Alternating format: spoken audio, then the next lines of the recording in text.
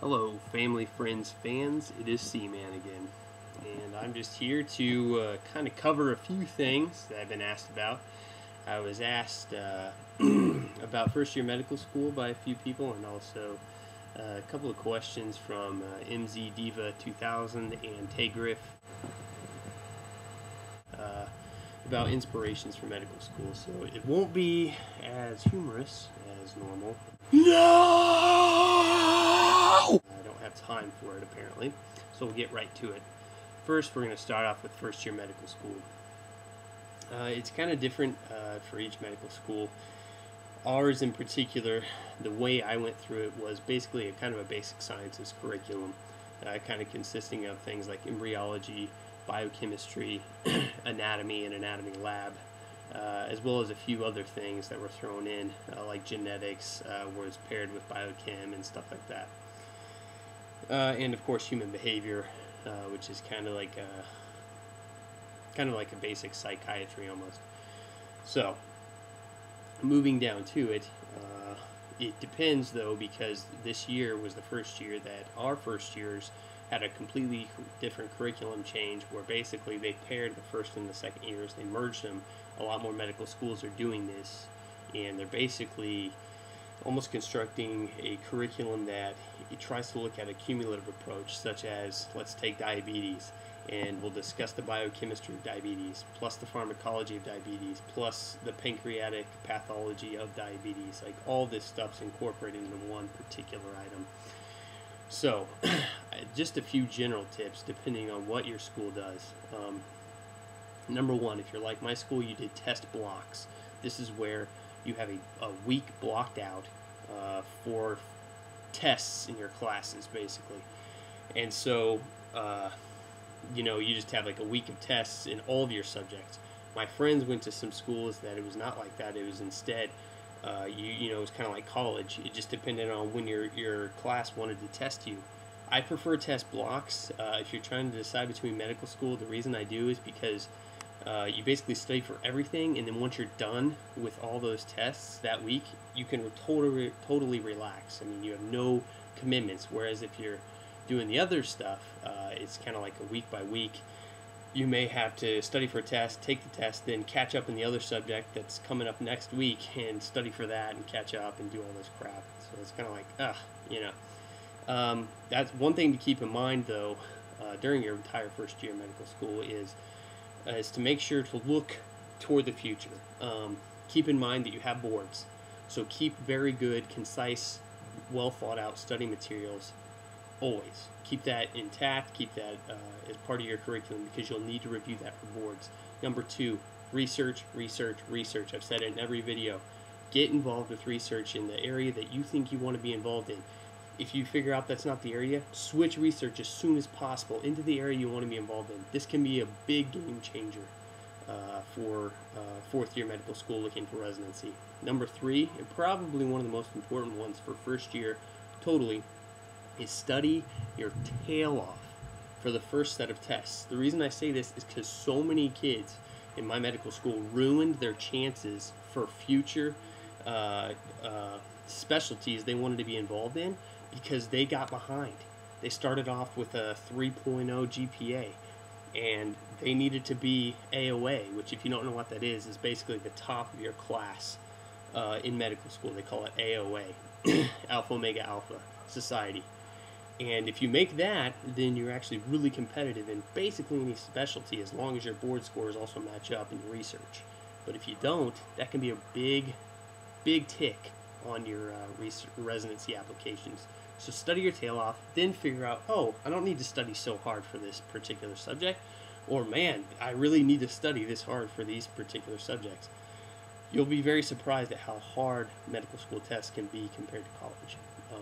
So anyway, keep all that in mind. The second thing we wanted to cover was Tagriff and MZ Diva both asked me about inspirations in why I wanted to go into medical school and medicine in general. There's a combination of things. I don't know if any of you profess certain religious principles, but for me, my wife, we do, and there was a lot of prayer involved with it. Number one. Number two, is kind of realizing where your strengths are. A lot of people, I don't want to be like an American Idol, okay? I didn't want to be the guy that got to the American Idol initial things and have Simon Caldwell tell me that I suck at medicine, okay? I didn't want to be that guy. So what I did was ask a lot of people, can you see me as a doctor, okay? Or what profession do you see me doing well in? Because oftentimes, if you have close friends or family that can be honest with you, that can help you kind of tailor yourself. That's number one. Number two, what kind of communication skills do you have?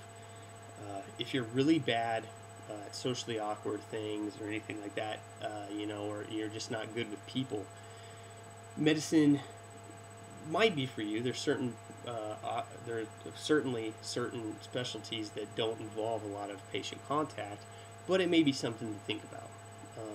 Number three, do you possess, desires for things that, are medical? For instance, do you actually want to help people? Does that matter to you? When you see surgeons or medicine doctors, and this isn't TV show, freaking Grey's Anatomy, whatever. That's not it, okay? If you've actually shadowed a doctor, which I would highly, highly, highly recommend shadowing at least one doctor. And I would definitely say a doctor from a medicine specialty or internal medicine itself, or a doctor from surgery specialties, general surgery as well. Okay, all these are important. So that's of course what I recommend to you guys. The reason is because those are two big ones. Figuring out if you're going to be a surgeon or a medicine doctor, that's like the first step in figuring out what you want to do usually.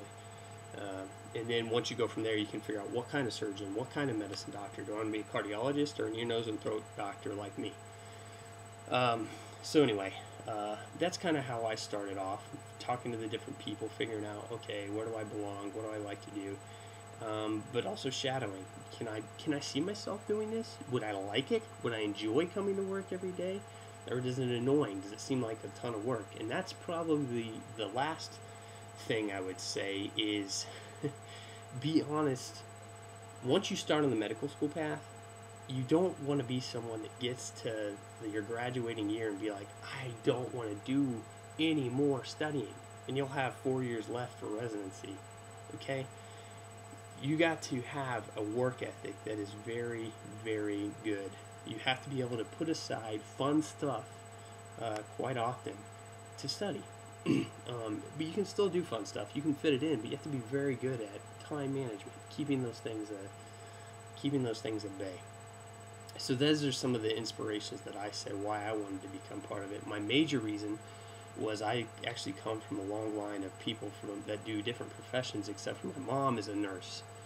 And I asked her one day, why didn't she become a doctor? She said she didn't know. And that was kind of the start of my path toward medicine. I loved working with kids. I still will work with kids. Being a pediatric ear, nose, and throat doctor is one of the things that you can do either as a general ear, nose, and throat doctor or as a pediatric specialized ear, nose, and throat doctor. So that's very nice for me, and I will take full advantage of that. And just realizing, I guess, that you wanted to help those people is what I wanted to do. I wanted to help those people, but also wanted a very good, to be honest, a very good profession that could provide for my family. And I feel like medicine is a very, you can do that. You'll always have a job security, and you'll probably always get paid fairly well for your unbelievably hard work that you put in to be a doctor, because it takes a while to get there. Anyway, so these are the things that I would say that kind of inspired me. A lot of, faith went into it, and even if you're religious or not, it's going to take faith that you can do it, because there's going to be days it's very difficult. So build up a support system if you decide to do it, and really take this seriously and work your tail off, and you'll be really rewarded, like me in the end. Anyway, so thank you for listening. Again, if you have any questions, I'll try to do some video responses, but I'm moving fairly soon, so be patient. And again, hopefully I'll do well in residency, and hopefully you'll do well in medicine. Thanks.